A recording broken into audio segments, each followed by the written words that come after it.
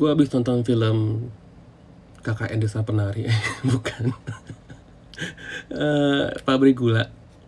Dan setelah menonton film itu, gue harus mengakui pendapat beberapa orang yang udah nonton film ini bahwa cerita dari film ini cenderung mirip sama film KKN Desa Penari.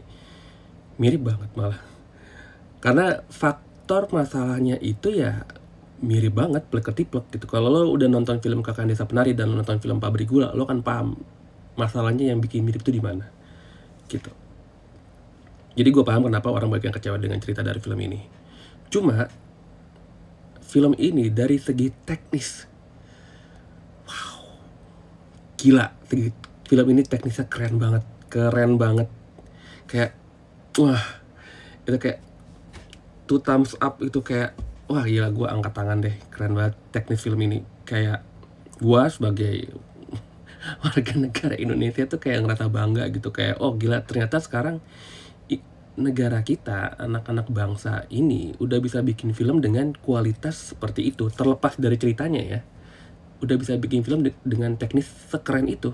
Sama waktu gue nonton film KKN Desa Penari 2 tuh yang Badarawi, itu kan dari segi cerita sama aja, B aja gitu. Tapi yang gue highlight dan yang gue puji dari film tersebut ya teknisnya. Ini film ini dibuat oleh sutradara yang sama deh kalau nggak salah. Dan gue akui keren banget. Apalagi di film ini teknisnya makin, ya kelihatan banget sih makin matang dan bikin lo bangga gitu. Wah, Indonesia udah bisa bikin film dengan teknis sesulit ini gitu sih.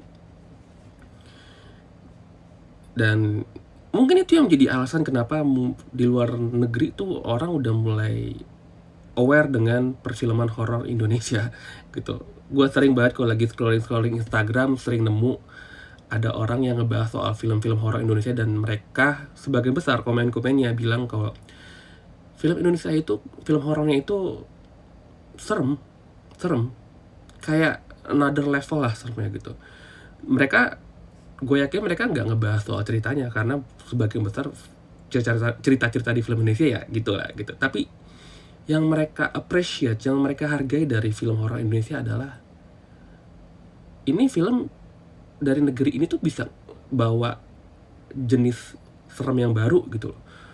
Hantu-hantunya mereka akui serem banget. Dan ya gimana ya, emang hantu-hantu Indonesia kan serem-serem gitu. Dan that's why banyak banget sekarang orang-orang luar negeri sana yang mulai aware dengan perfilman horor Indonesia. Dulu kan kita aware-nya kalau di Asia Tenggara tuh film horor Thailand gitu kan. Kalau sekarang Indonesia tuh udah mulai dikenal dengan film horornya dan itu salah satu hal yang harus kita banggain. Dan balik lagi dengan film ini, itu dari segi teknis kamera, visual effect, apalagi adegan makhluk yang hitam gede itu, wah gila. Gue menunggu aja kali ya, mungkin di masa depan MD Picture gitu dengan saudara Awi ini, Mas Awi ini akan bisa bikin film Genderuwo gitu. Dengan benar-benar menampilkan wujud Gondoruo sesuai dengan apa yang kita bayangkan selama ini gitu. Karena dulu banget kalau lo inget, dulu tuh ada film Gondoruo dan tuh sampah banget, sampah sesampah-sampahnya. Dan gue berharap mungkin di masa depan ada yang bisa bikin film Gondoruo dengan kualitas sekeren ini. Segi acting biasa aja, terus cerita cenderung kurang, cukup mengecewakan malah, karena gue sampai berpikir jangan-jangan ini sebenarnya cerita KKN Desa Penari di-convert pakai ChatGPT. Karena mirip-mirip. Semoga aja enggak ya, semoga aja mereka masih menggunakan proses kreatif dalam menulis ceritanya. Dan gue sih yakinnya begitu, mereka masih menggunakan proses kreatif dalam menulis ceritanya. Cuma ya itulah ceritanya. Tapi gue harus mengakui film ini punya teknis pembuatan yang luar biasa, keren banget, membanggakan. Dan ya itulah,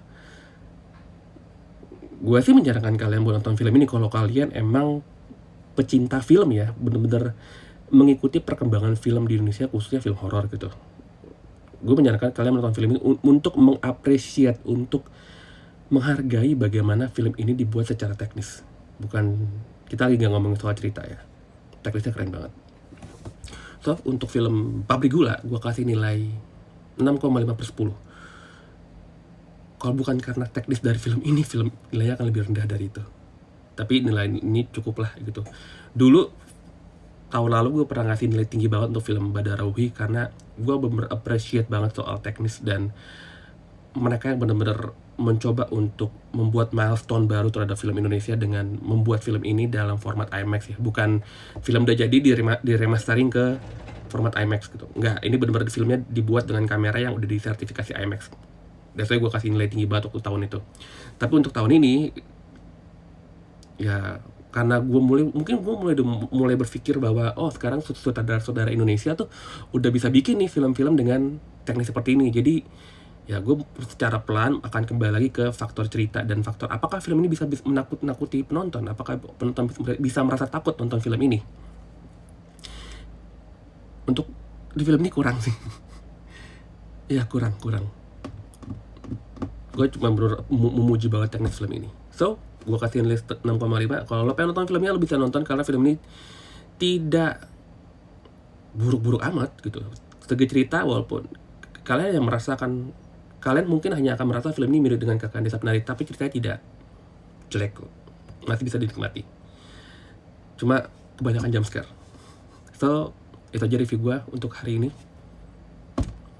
Next time gue mau nonton apa ya? Katanya Kodrat bagus, dan gue sih gak sabar pengen nonton film Jumbo sih. Itu kayaknya salah satu milestone perfilman Indonesia lagi kayak Jumbo, dan mungkin gue bisa nonton filmnya dan mungkin bisa gue review. Semoga filmnya bagus. Sampai jumpa di review gue selanjutnya. Dadah.